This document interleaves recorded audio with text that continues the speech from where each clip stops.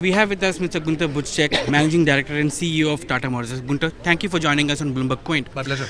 Today you unveiled three things. One was a strategic plan which you've been working since June 2016, TAMO, and transformation of your PV in the PV segment.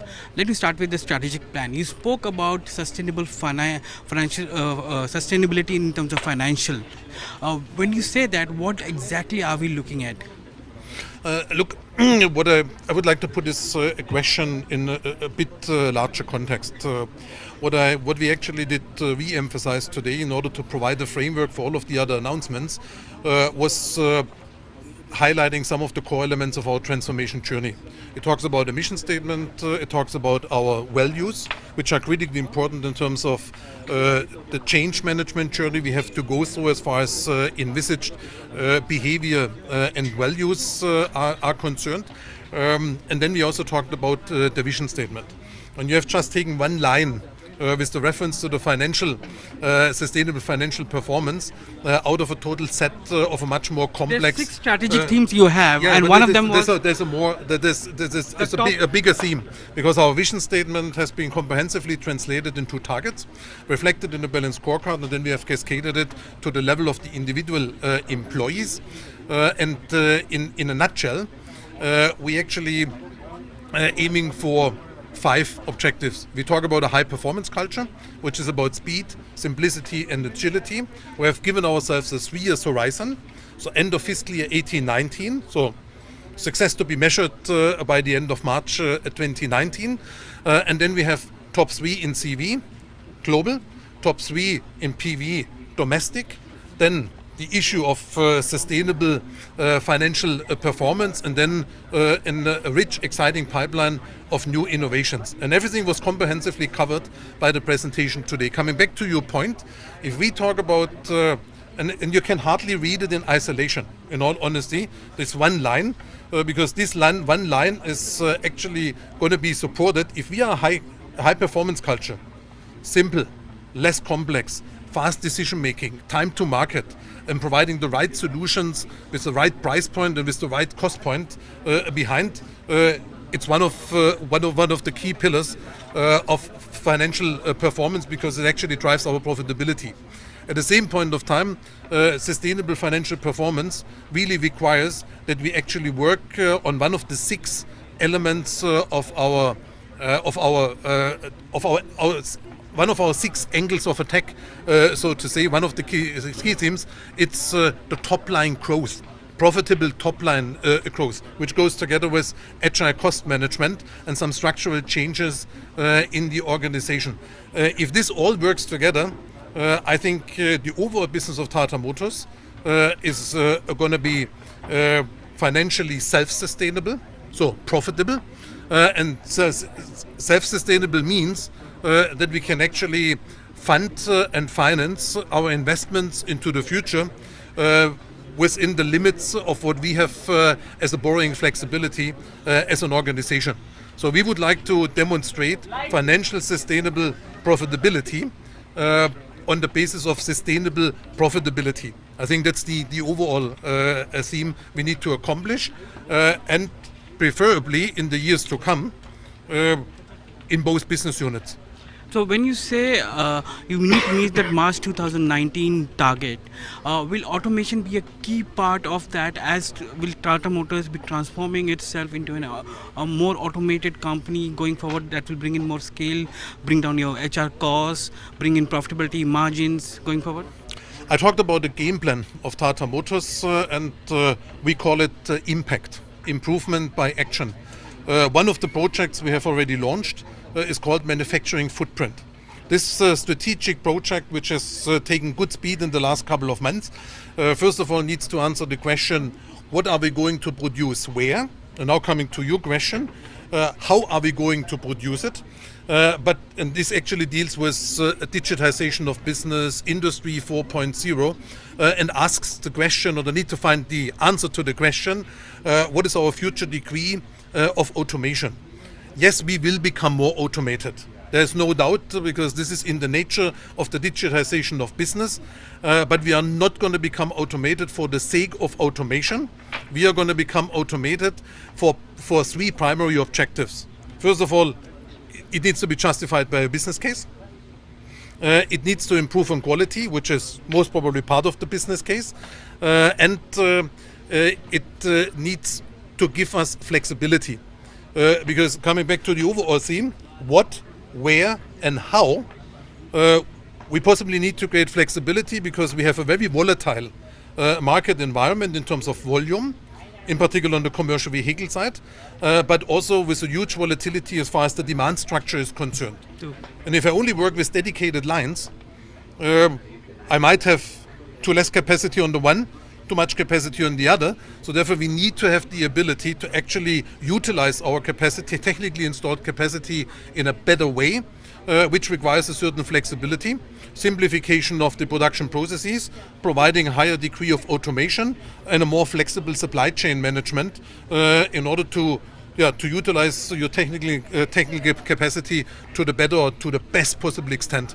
So you came out with key targets, top 3 in terms of global CV, top 3 in terms of domestic PV, and you're embarking on a transformation for the PV, and you said that you will moving from a 6 platform structure to 2 platform by 2018. As of 2018. As of 2018. The journey is not going to be completed by 2018. Yeah, and so if that happens, how will your product portfolio look like? You will be there across all segments, from entry to the high-end premium, and how will it transform the PV segment, which has been more of a drag in terms of domestic PV, more of a drag for your balance sheet? Look, it's interesting. Today, you call it, we have 6 platforms. Let's say we have 6 models. And to a large extent individual platforms, so not on all of the 6 models, but to most of the 6 models.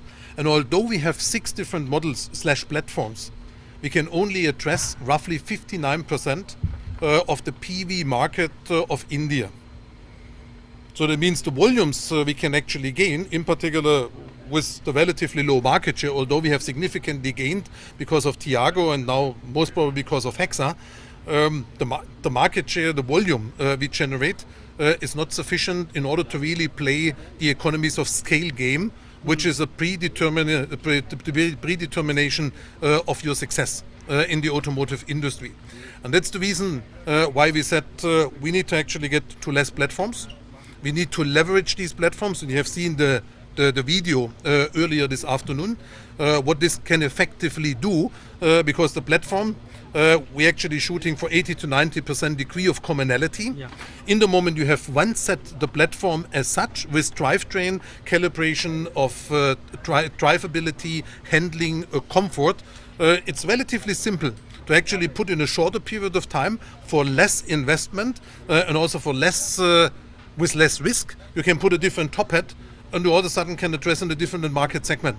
You become more flexible in the response to the market, and you can much more effectively utilize your capacity because if I have once set up a line to accommodate an AMP with very little investment, I can bring flexibility to the same line, and as I produce the one day a hatch, I can possibly produce on the same line tomorrow a higher number of entry SUVs. For example, and this is pretty much what we would like to accomplish.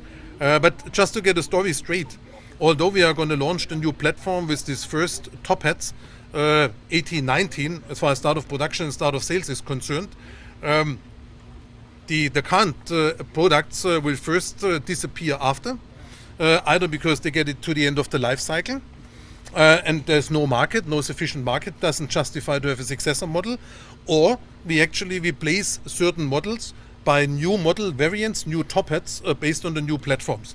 So, and at the same point of time, we're actually spreading our wings across more different segments / milieus in the Indian market, addressing much more than just the 59% with a lower degree of complexity. That's the rule of the game. So have you decided on what kind of products would be migrating to the next, to the AMP platform? And once that happens, will you be able to go across the 100% of the market, or you still be going up to a certain level at that point of time?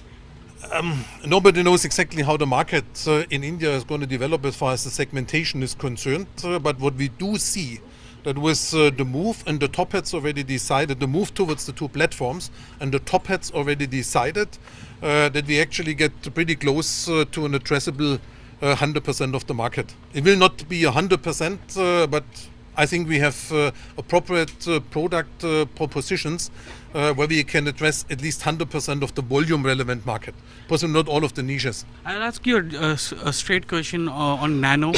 That's a question which everyone would be asking, whether Nano will be migrating to that platform, and will that make Nano more competitive or cost effective going forward? As I have not given you any more detailed hint on how the top hats are going to look like on this platform, I will also not answer the question of Nano. We have the PV strategy, we have the top hat definition, we have a clear definition in which market segments we would like to be in, because we consider these segments as the ones which offer us the opportunity of profitable growth and gaining market share in the Indian market environment. And we will actually take and announce the decisions as they get due. Finally, on Tamo, that's a big thing which you have come out with, a separate vertical looking at new technologies, new platforms, low investment, low benefit, low volume. Why such a thing? Why can't And you're depending a lot on foreign partners or innovators to bring in that kind of thing. Why not collaborate with JLR? They have a good technology. They're looking at technology of the future. Why isn't that collaboration happening? There is collaboration with JLR, because you know from a previous conversation that we have intensive collaboration with JLR on the process side. But you can imagine we also talk about products, we also talk about technologies. But as JLR doesn't limit its conversation to a conversation with Tata Motors, we don't like to be limited for what we envisage, in particular from an Indian market point of view. We don't like to be limited to JLR. In particular, since we all see that there's lots of movement or intrusion into the traditional automotive sector from outside the automotive industry, and we are jointly of the opinion, let's actually try to open up to the best possible extent, talk to whomever is considered the thought leader, whomever is considered a startup with an idea that can actually bring disruption to our business, and actually find a way of working find a way of thinking, so scouting for new ideas, and then to give it a thought by a different way of working, how to get it into a product and finally to the customer, to the market, that we should not limit ourselves. And that's the reason why we said we need the separate vertical, which is going to be ring-fenced, so that nobody's actually going to take them on the short leash of some kind of standardized processes as we apply them for the volume development and volume production of Tata Motors, but at the same point of time to keep it sufficiently close to our volume segments, in order to make sure that whatever is going to be identified in the space of Tamo as a ready-to-market kind of new innovative solution which gives us a competitive advantage for differentiation in a very competitive market environment, that this can actually move through this, as we call it, the osmosis wall into the volume segments of Tata Motors. Finally, currently it's a 48 month cycle for any product to come out, and you're expecting Tamo to help you reduce that cycle you must have done some basic work of how much cycle can be contracted by using this ring-fenced new vertical, looking at new technology. No commitment to a date or to a number of months, but it's significantly faster. You will possibly learn a bit more about it when it actually comes to the first product unveil in Geneva on the 7th of March. So it's already we can actually talk product. It's already under works, that's what you're saying. Yeah, we have a product in the pipeline. And it's not only a product, it's a product that's embedded in a somewhat a bigger ecosystem. But again, let's actually talk about it in Geneva. It's not subject of today. We just wanted to put the Tamo idea up, which is a prerequisite in order to deliver on some of our commitments. Thank you, Junta. Thank you for joining us on Bloomberg Point. Pleasure talking to you. Yeah.